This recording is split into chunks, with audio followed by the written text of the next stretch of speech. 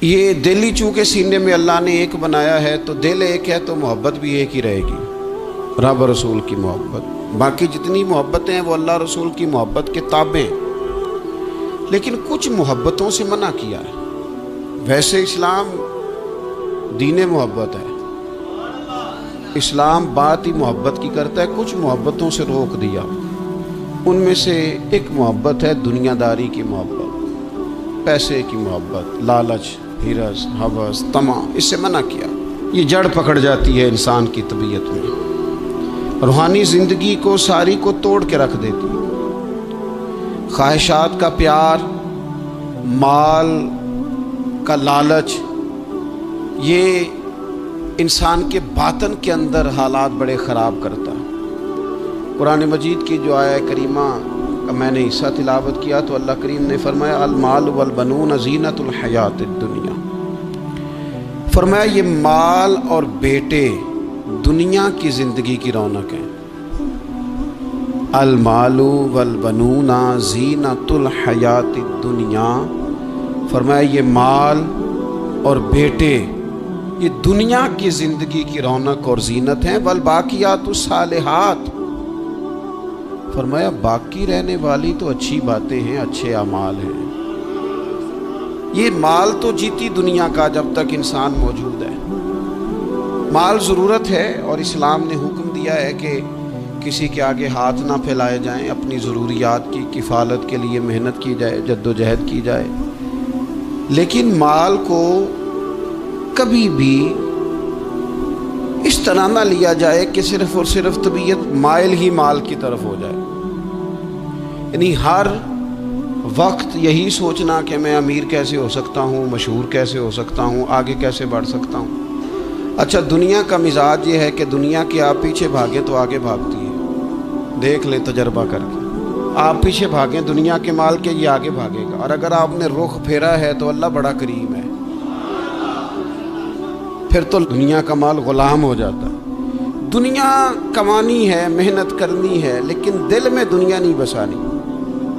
نبی پاک علیہ السلام نے ایک جملہ کہہ کے ہمیں اپنی باطنی تربیت کا، روحانی بلندی کا نسخہ عطا کیا ہے۔ حضور فرماتے ہیں دنیا کی محبت ہر بیماری کی، ہر برائی کی جڑ ہے۔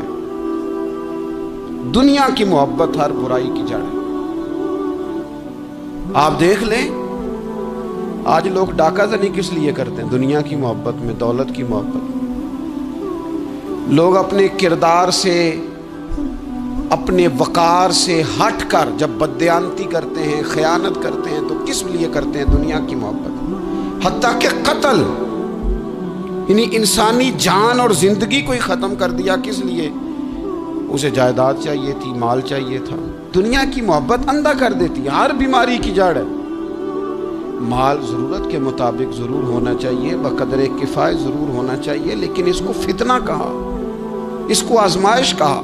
نبی اکرم صلی اللہ تعالیٰ علیہ وآلہ وسلم نے فرمایا مجھے تم پر اس چیز کا ڈر نہیں ہے کہ تم پر غریبی آئے گی، بلکہ حضور فرماتے ہیں مجھے اپنی امت پر ڈر اس بات کا ہے کہ دنیا ان پر کشادہ کر دی جائے گی، ان کے پاس مال آئے گا۔ مال آنا، دنیا آنا، یہ خوف کا مقام، بڑی تباہی کرتی ہے دنیا۔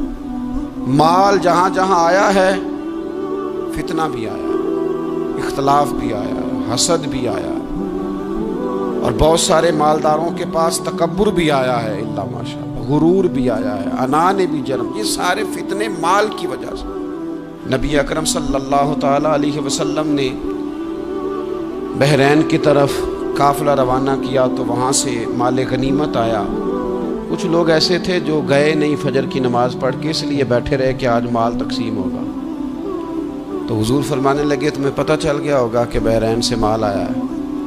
حضور جی ہمیں پتہ چل گیا تھا۔ تو محبوب فرمانے لگے تمہیں ایک بات بتاؤں، ہر امت کے لیے کوئی آزمائش، کوئی فتنہ ہوتا ہے، میری امت کا فتنہ مال ہے۔ میں بڑی مشکل بات کر رہا ہوں آپ سے، اس کو آپ نے آسان نہیں سمجھنا، یہ بڑی مشکل بات کر رہا ہوں۔ پیسوں کی محبت نہ ہو دل میں، پیسوں کی محبت نکال دیں، यहाँ तो मेरे भाई छोटे छोटे लोगों को लोगों ने बता दिया है कि बड़ा नोट कौन सा होता है और छोटा कौन सा होता है। यहाँ तो हर चीज़ तुलने लगी है। यहाँ तो जिसकी नज़र इल्ला माशाल्लाह कमज़ोर है ना, नोटों की पहचान उसे भी है। लोग टटोल के देख लेते हैं कि कौन से वाला है। ये इन चीज़ों से थोड़ा सा अपने आप को बाहर निकालें। ज़रूरत की हद तक जो चीज़ भी रहे वो ठीक होती। तो माल आजमाइश है, ये हुजूर अलैहिस्सलाम ने फरमाया। ज़रा हदीस का उन्वान देखिए और अंदाज देखिए हुजूर की गुफ्तगू का। नबी पाक अलैहिस्सलाम फरमाने लगे, दो भूखे भेड़िए, खाली भेड़िया भी खतरनाक होता है और उल्टा भूखा भी हो। फरमाया दो भूखे भेड़िए बकरियों के रेवड़ में छोड़ दिए जाएं, इतनी तबाही नहीं करते जितनी माल की और शोहरत की मोहब्बत आदमी के दिल में तबाही करती है। बातन उजाड़ देती है, सारी फसल तबाह हो गई, मसली गई, अंदर से टूट गया, बातन सारा बिगड़ गया। किस बुनियाद पर? शोहरत चाहिए, किसी तरीके मशहूर हो जाऊं, किसी तरीके माल आ जाए। ये दो चीजें ले गई इंसानों। अल्लाह की बारगाह से अगर कबूलियत नसीब हो जाए ना तो फिर कई दफ़ा मकबूलियत भी नसीब हो जाती है। लेकिन अगर कबूलियत ही नहीं है तो मकबूलियत कैसे होगी? तो जो असल करने का काम था वो लोग नहीं करते। तो दुनिया की मोहब्बत का गलबा नहीं कभी भी होने देना। माल, हज़रत मुजद्दद अल-फ़सानी रहमतुल्लाह अलैह फरमाया करते थे कि कश्ती दरिया में रहे तो तैरती है,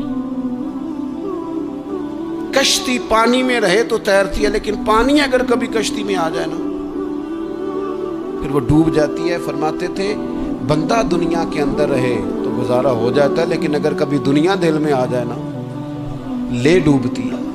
माल की मोहब्बत ना पैदा करें। और यारो,